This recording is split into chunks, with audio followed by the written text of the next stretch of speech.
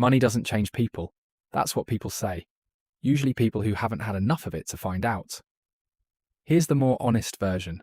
Money amplifies. Whatever you already are, generous or fearful, present or absent, secure or desperate, more money makes you more of that thing. It turns up the volume on the person you were before the number changed. This is the story of what actually happens at every level of wealth. Not the Instagram version. Not the money can't buy happiness bumper sticker version. The real version, where the numbers are specific, the psychology is uncomfortable, and the finish line keeps moving no matter how fast you run. This is your life at every level of rich. Level 1, $0. The starting point. Money is personal. Money is abstract at zero. You know roughly how much is in your account. You know roughly how much things cost. The relationship between those two numbers is called anxiety, and it lives in a specific place in your chest that activates every time you open your banking app without already knowing what's in it. You earn a salary. The salary arrives on the 1st and the 15th. The salary leaves in rent and groceries and the streaming subscriptions you forget to cancel, and the credit card minimum that is technically fine and also technically a slow leak in a boat you're trying to sail somewhere. What remains after all of it is approximately what you expected and approximately not enough. Every purchase has weight, not moral weight, physical weight. The decision to take a cab when it's raining instead of waiting for the subway is a small negotiation between comfort and guilt. The decision to order the $18 cocktail at dinner is a tiny act of defiance against a budget that didn't budget for it. These are not trivial calculations. They are not signs of poor character. They are the texture of a financial life where the margin between fine and not fine is measured in hundreds, not thousands. You think about money constantly at this level, not obsessively, structurally. It is the background hum of every decision. Where you live, what you eat, whether you go to the wedding in another city, whether you say yes to the dentist appointment you've been postponing for 4 months. This is the most honest relationship with money you will ever have. You just don't know that yet. Level 2, $50,000. Net worth the emergency fund. The first exhale. You have an emergency fund for the first time. 3 months of expenses. Sitting in a high-yield savings account earning 4.7% annually. Not doing anything except existing as a buffer between you and the specific category of catastrophe that used to be a car repair or a medical bill or a gap between jobs. The psychological effect of this is completely disproportionate to the number. You sleep differently. Not better in a dramatic way, just with slightly less of the background hum.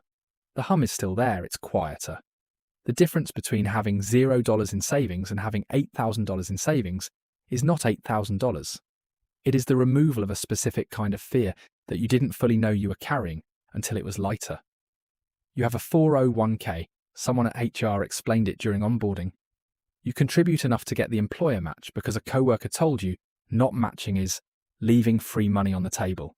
And that phrase worked on you in a way that 3 years of financial literacy articles hadn't. The 401k is growing in the background. You don't look at it often. It's doing something without you, which feels vaguely miraculous, like a houseplant that waters itself. You still think about money. A lot. But the quality of the thinking has changed. Less, how do I cover this? And more, how do I grow this? The shift is subtle. The shift is the entire game. Level 3, $250,000. The invisible milestone. Competence without celebration. Nobody throws a party for $250,000. There's no milestone notification, no confetti from your brokerage app, no cultural moment that marks this number as significant. But something has shifted that is difficult to articulate and impossible to ignore. You have choices now that you didn't have before. Not infinite choices, not dramatic choices. Small structural ones. You could absorb a $10,000 emergency without going into debt. You could take 3 months off between jobs if you had to. You could say no to a project, a client, a situation that would have been non-negotiable 2 years ago. The money is mostly in assets at this point. Home equity if you own, retirement accounts, maybe a taxable brokerage with index funds you add to monthly. And try not to touch. The money is not liquid. But it's there in the architecture of your life, changing what's possible in ways that don't show up on the surface. You've upgraded 2 things and kept everything else exactly the same. Your mattress and your health insurance. These are the correct upgrades. Not because someone told you, because you paid for a bad mattress and a bad insurance plan and learned the hard way that some cheap decisions have expensive consequences. You passed this information to a younger colleague last week. They nodded politely. They will need to learn it themselves. That's how this works. Level 4. $1 million. The millionaire. Not what you thought. In 1985, this number meant something specific. A nice house, a boat maybe. The word millionaire carried a weight that made it rare enough to mean something.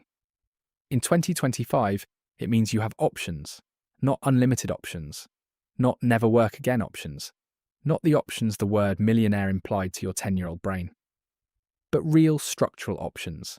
You could take a year off if you needed to. You could change careers into something that pays 40% less.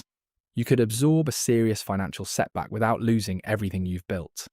The word that has restructured your psychology more than the number itself is that one: options. The strange thing that happens at this level is invisible to everyone around you and completely dominant in your own head. You now have enough to lose. Having nothing to lose is its own kind of freedom. The first real accumulation of wealth removes that freedom and replaces it with something more complicated. The awareness that the number can go down, that markets move, that the work of building is now also the work of not losing. You think about risk differently, not more fearfully, more structurally. Every financial decision now has a downside scenario attached to it that you actually run in your head. This is called wealth preservation instinct. It arrives automatically without anyone teaching it to you, somewhere around the first comma. Your relationship with money has become less personal and more managerial. This is progress. It doesn't always feel like it. Level 5. $5 million net worth, the real threshold, where money becomes administrative. This is the number that actually changes daily life, not a million. 5. At 5 million, money stops being a decision and starts being a system. You have an accountant. A real one, not the tax software you used until last year. You have an estate attorney who used the phrase legacy planning in a sentence directed at you, and you didn't laugh because somehow it wasn't funny anymore. You have a financial advisor who talks about asset allocation and rebalancing and sends you quarterly reports that you read approximately 40% of before closing. The most significant change at this level is one nobody writes articles about. Problems stop being solved by effort and start being solved by money. Flight delayed and you need to be somewhere. Different flight. Health issue that requires a specialist with a 6-month wait list. Different arrangement. Legal problem. Different lawyer with a different hourly rate and a different outcome probability. The gap between what money can fix and what it can't has become the only interesting gap left. Here's what it cannot fix, and this list is shorter than you expected, but heavier than you thought. Time, the relationships that frayed during the decades of building, the habit of optimizing that doesn't turn off when the optimization is no longer necessary, and the strange quiet that arrives on a Sunday afternoon when there's nothing urgent, and your brain, trained for urgency, doesn't know what to do with the silence. You are fine, genuinely, measurably, by every external metric, fine. The word fine is doing some very heavy lifting. Level 6, $20 million. Different physics, the removal of friction.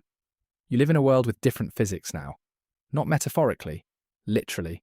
Private aviation has restructured your relationship with geography in a way that is impossible to explain to someone who hasn't experienced it, and slightly embarrassing to explain to someone who has. You don't experience airports the way airports were designed to be experienced. You don't experience waiting in the way that waiting was designed to work. An enormous category of ordinary human friction, the friction that comprises a significant percentage of most people's daily experience, has been removed from your life. What nobody tells you about the removal of friction is that friction is also texture. Waiting for a flight is annoying. It is also a forced pause, an enforced idle moment where you notice things, talk to strangers, read something you didn't plan to read. The removal of the annoying thing also removes the accidental good thing that lived inside it. You have purchased comfort at a scale that has made a certain category of ordinary human experience inaccessible. You know this. The knowing doesn't come with an obvious solution. Your children are being raised in this world. This is what you think about at 2 a.m., not the portfolio, not the next deal. the children. What they will understand about the relationship between effort and reward. What they will do with discomfort when it arrives, because it will arrive. Money removes logistical discomfort, but it cannot vaccinate against loss, against failure, against the specific curriculum of struggle that built the judgment that built the wealth. You are trying to give them the judgment without the struggle. You suspect this is not possible. You are trying anyway. Level 7. $100 million plus, the number stops mattering, which is its own problem. At some point between $20 million and $100 million, the number stops producing an emotion.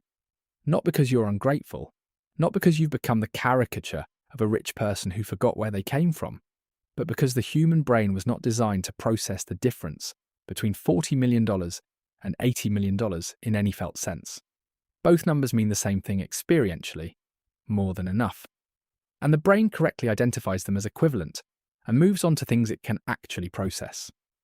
What the brain moves to when the number stops mattering is meaning, not in a greeting card way, in a structural, unavoidable way. The question that money was supposed to answer, security, freedom, options, has been answered. Completely. Permanently.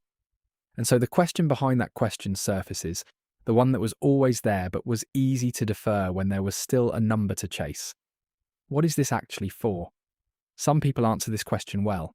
They build foundations, they fund things they believe in, they use the leverage of capital to create outcomes that wouldn't exist without them. They find that giving money away thoughtfully is significantly harder than making it, and they treat that difficulty as the interesting problem it is. Some people don't answer it. They chase the next number. Not because they need it, because the chase is the only mode they know. The accumulation instinct, sharpened over decades, doesn't retire when the goal is reached. It looks for a new goal. The new goal's always bigger. The bigger goal fills the same space the previous goal filled. The question behind the question goes unanswered. This is also a life. It is a life that looks from the outside like the destination and feels from the inside like a continuation of the journey with better transportation. Closing. The only thing compound interest can't touch. Here is the thing every level of wealth confirms differently. Money solves the problems money can solve. That sentence sounds obvious. It takes most people 20 years and several levels of net worth to actually believe it. The problems money solves are real and significant, and not to be minimized. Not worrying about rent is not a small thing. Having healthcare that works is not a small thing. Sending your kids to a good school is not a small thing. These are large, important things that money genuinely fixes, and anyone who tells you otherwise has never not had them. But money does not fix the quality of your attention. It does not fix who you are when the pressure arrives. It does not fix the marriage that needed work in year 3 and got deferred until year 11. It does not fix the relationship with your kids that got optimized for financial growth during the years when it needed presence instead. Money amplifies. That's the whole mechanism. Whatever you bring to the money, the character, the relationships, the clarity about what it's actually for, gets bigger. Start with who you want amplified. The compound interest handles the rest. Right now, somewhere, a 24-year-old just set up an automatic transfer. $200 a month into an index fund. She read an article. She followed the steps. The first month the account showed $200 and she checked it once and closed the app. It doesn't feel like anything yet. Give it time. It never feels like anything. Until suddenly it feels like everything.